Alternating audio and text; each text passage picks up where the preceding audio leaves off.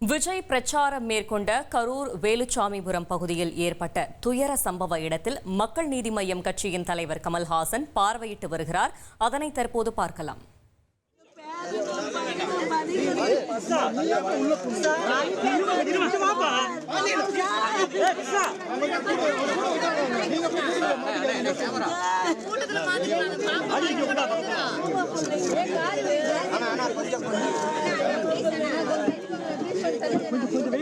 கொஞ்சம் ஃப்ரீயா விட்டீங்கன்னா கொஞ்சம் காத்து வரும் சார்.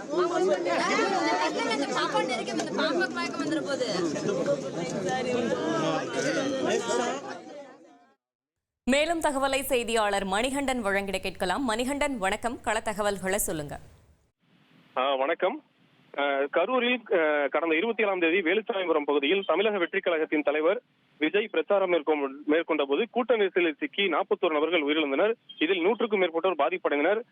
இது தொடர்பாக பல்வேறு கட்சியினரும் கரூரில் பார்வையிட்டு சென்றனர். கட்சி தலைவர்கள் பல்வேறு நபர்கள் வருகை அடுத்து ஒரு வாரத்திற்கு பிறகு தற்போது மக்கள் நீதி மய்யம் கட்சியின் தலைவரும் எம்பியுமான கமல்ஹாசன் இன்று கரூர் வருகை தந்துள்ளார்.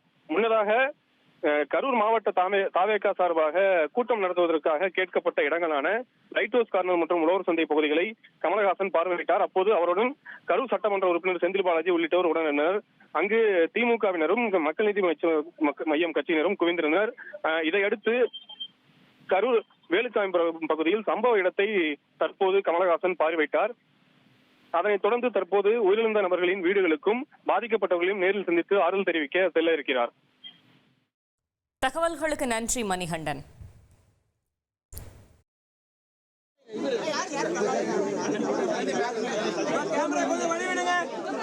கொஞ்சம் வழி விடுங்க சார்.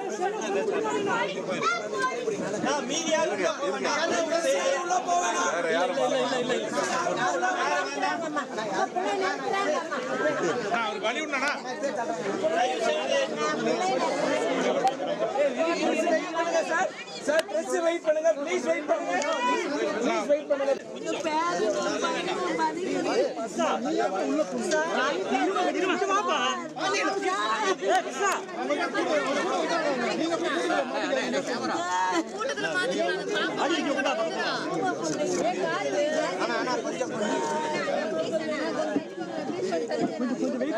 கொஞ்சம் ஃப்ரீயா விட்டீங்கன்னா கொஞ்சம் காத்து வரும் சார்.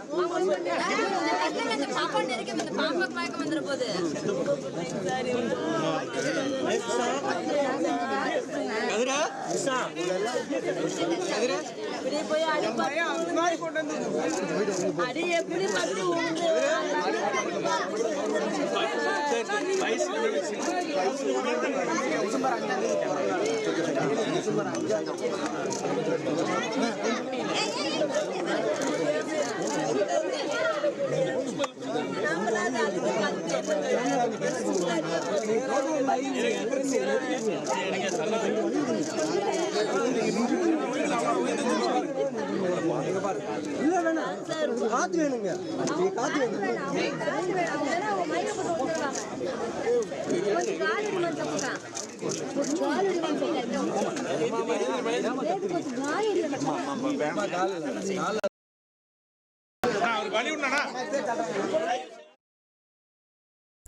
கூட்ட நெரிசலில் சிக்கி பாதிக்கப்பட்டவர்களை கமல்ஹாசன் சந்தித்து வரும் நிலையில் மணிகண்டன், அவர் தற்போது வேறு யாரையெல்லாம் சந்திக்க திட்டமிட்டிருக்கிறார்?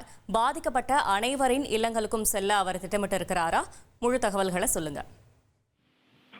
தற்போது மக்கள் நீதி மய்யம் கட்சியின் தலைவரும் எம்பியுமான கமல்ஹாசன் கரூரில் சம்பவ இடமான வேலுச்சாமிபுரம் பகுதியில் ஆய்வு செய்து அந்த இடத்தை பார்வையிட்டார். இதனை அடுத்து அந்த வேலுச்சாமிபுரம் பகுதியிலேயே அருகில் இருக்கக்கூடிய 2 வயது குழந்தை இறந்த வீட்டுக்கும், அதனை அடுத்து அங்குள்ள காவலர் குடியிருப்பில் உள்ள ஒரு நபர் என அடுத்தடுத்த இல்லங்களுக்கு சென்றுள்ளார். அனைத்து வீடுகளுக்கும் செல்வதற்கான வாய்ப்பில்லை என்று அந்த கட்சியிலிருந்து தகவல் வந்துள்ளது. அவரோட அடுத்த கட்ட நடவடிக்கை என்னவாக இருக்கும் என்று எதிர்பார்க்கப்படுகிறது? தற்போது இங்கிருந்து செல்லக்கூடிய கமலஹாசன் அவர்கள் ஒரு 4 வீடுகளுக்கு செல்ல இருக்கிறார். அதாவது கரூரில் உள்ள இந்த வேலுச்சாமி பகுதியில் உள்ள 2 நபர்களின் வீடு, மேலும் தாந்தோணிமலையில் உள்ள ஒருவரது இல்லம் என அந்த வீடுகளை சந்தித்து விட்டு அதன் பிறகு இன்று செய்தியாளர் சந்திப்பு நடக்க இருப்பதாக. நேரம் இல்லைங்க, ஏன்னா இது சப்ஜூடிஸ் கோர்ட்ல கேஸ் நடந்துட்டு இருக்கு. இதை பத்தி அதிகம் பேசக்கூடாது, நிறைய பேசிட்டாங்க எல்லாரும். இங்க நாங்க வந்தது இவங்களுக்கு நீதி கிடைக்கிறதுக்கும் இவங்களுக்கு ஆறுதல் சொல்றதுக்கும். உங்ககிட்ட எல்லாம் ஒரு சின்ன வேண்டுகோள், இவங்களுக்கு கொஞ்சம் நிம்மதியா இருக்க விடுங்க. என்ன பட்டுட்டாங்க பாடு. இப்போ கேள்விகள் கேட்டுட்டு இல்லாமல் இவங்களுக்கு என்ன வழி பண்ணுறது, இனிமே இந்த மாதிரி நடக்காமல் இருக்கிறதுக்கு என்ன பண்ணுறது அப்படிங்கிறத பார்க்கணும். நான் இது யாரையும் பாராட்டுற நேரம் இல்லை, ஆனால் அந்த பிரிட்ஜில் பர்மிஷன் கொடுக்காம இருந்ததுக்காக நன்றி தான் சொல்லணும் உங்களுக்கு. ஏன்னா அதில் பெரிய மறுக்க முடியாத கருப்பு புள்ளியாக ஆயிருக்கும். இவங்கெல்லாம் ஏன் எப்படி இங்கே வந்தாங்கன்னு கேட்குறத விட வந்தாங்களேங்கிறது தான் எனக்கு ஆறுதல்.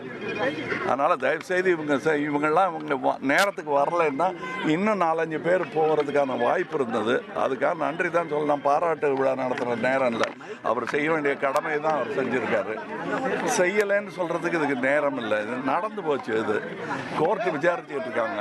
நான் என்னுடைய வேண்டுகோள் என்னன்னா, மாண்புமிகு முதல்வர் அவர்கள் இதை ரொம்ப ஒரு தரமான பண்புள்ள அரசியல்வாதியை எப்படி அதை நடத்தணுமோ, தலைமை எப்படி இதை செயல்படுத்தணுமோ அதற்கான எல்லா குணாதிசயங்களையும் காட்டியிருக்காங்க. அது எங்களுக்கு பெருமையாகவும் இருக்கு, அதுக்கு நன்றியும் சொல்லணும். Edappadi Palaniswami Tamil Nadu government should take responsibility. Sir, any government will take responsibility sir.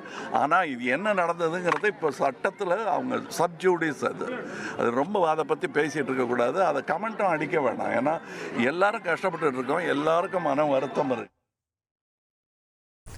Karur துயர சம்பவ இடத்தில் கமல்ஹாசன் நேரில் ஆய்வு செய்து செய்தியாளர்களை சந்தித்து வருகிறார். அது தொடர்பான காட்சிகளை நாம் தற்போது பார்த்துக் கொண்டு வருகிறோம். அதிமுக்கிய விவரங்களை அனைவருக்கும் புரிய வைக்கும் பாட்காஸ்ட். பொருளாதாரத்தை பல ட்ரில்லியன் ஆயுதங்களை கொள்முதல் செய்கிறது. சம்பவங்களை தேடி களத்திற்கே உங்களை அழைத்து செல்லும் ஸ்பாட்லைட்.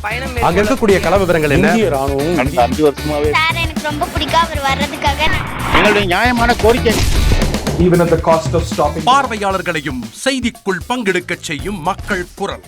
50 ரூபாய் எங்களுக்கு தண்ணிக்கு ஒரு தீர்வே இல்லங்க 10 வருஷமா. எங்களுக்கு சரியான ஒரு விடிவு கிடைக்கவில்லை. 60,000 ஏக்கருக்கு தான் கேட்கிறோம், பிச்சை கேட்கறாங்க. புத்தம் புதிதாக, வித்தியாசமாக. சில இடங்கள்ல பாகிஸ்தான்லயே பாராட்ட வேண்டாம், ஆனால் அதற்கு கொச்சைப்படுத்த வேண்டாம் என்று நான் கேட்டுக்கொள்கிறேன். மதத்தால் இனத்தால் மக்களை எப்படியெல்லாம் பிளவுபடுத்த முடியுமோ அந்த பிளவிற்குண்டான ஆயுதமாக இந்த மாநாட்டை அவர்கள் பயன்படுத்த நினைக்கின்றார்கள். அரசியலிலிருந்து சினிமா தனித்து இயங்க முடியாது. அனைத்தும் உங்களுக்காக. எப்போதும் இணைந்திருங்கள் தந்தி டிவியுடன்.